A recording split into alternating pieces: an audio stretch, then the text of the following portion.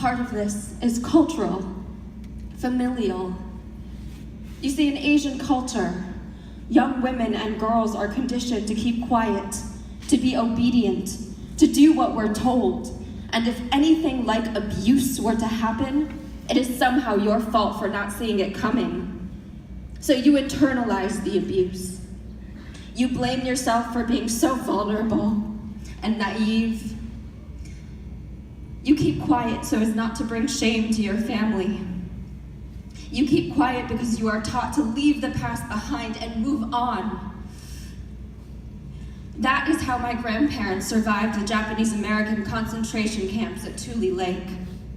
You're told to be strong, to suck it up, to stop bringing up the past. To tell anyone else about something like sexual abuse is to divulge a family secret that should go with you to your grave. You see, the reason why the Nassar sentencing was so monumental was because it broke the dam of silent suffering, of isolation, of shame, and of secrecy. In November 2016, I hit rock bottom. I wanted to kill myself, I wanted to disappear, and I wanted to leave this earth as soon as possible. A year later, my friend Jess, who painted that beautiful and powerful mural in the gallery, connected me with Tani. She's a survivor too. Those 4 words changed my life. I learned about her project, Survivor Love Letter, and clicked on the hashtag. Hundreds of letters popped up. Dear survivor, I believe you. You are not alone. And then something shifted. I spent hours reading letter after letter.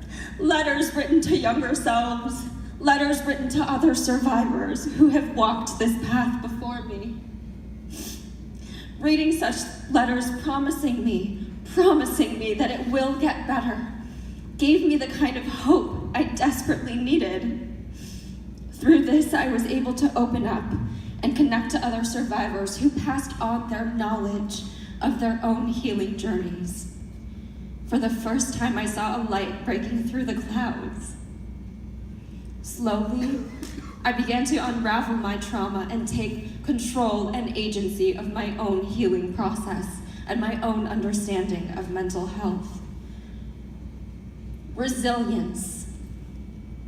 Resilience is a fascinating thing.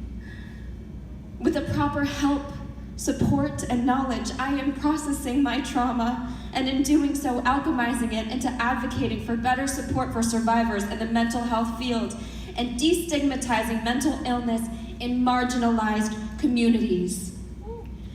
Trauma therapy should be much more accessible than it is now.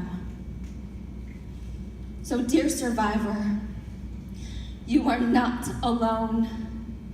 You are a warrior. You are stronger than you can even fathom. Thank you.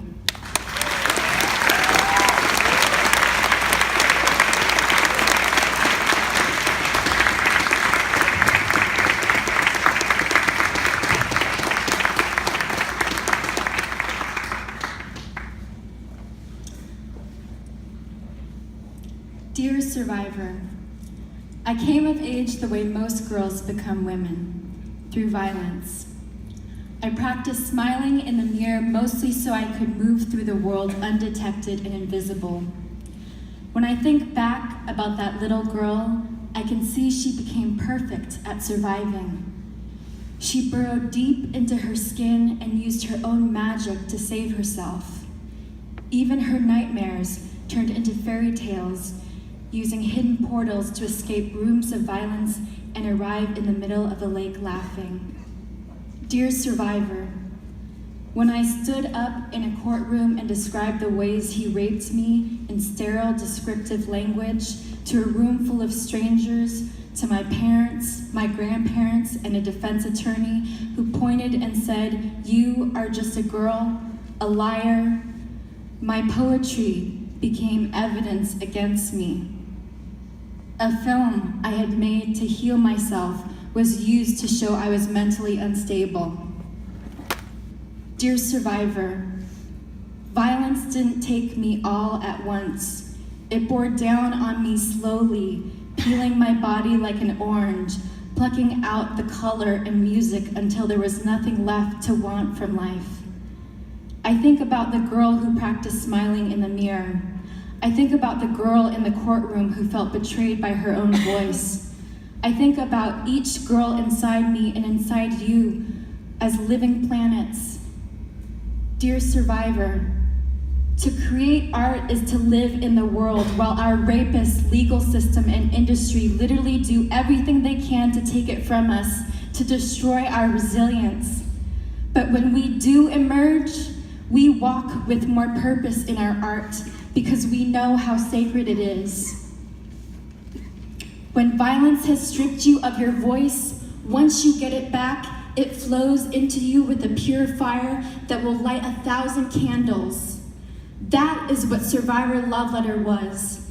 It was the letter to myself that I wrote as a last attempt on the anniversary of my rape to remind me that it wasn't time to give up. I tweeted that out because I wanted to publicly celebrate surviving another year, and all of you heard and saw your own story. All of you wrote your own love letters to yourselves and lit your own candles of survival. This is how we grow whole together. This is how we set the whole world ablaze with our undeniable, brilliant, beautiful rage. Dear survivor, our ancestors could not have imagined the future we would be inhabiting, but our collective resistance to violence is beyond anything they could have dreamed.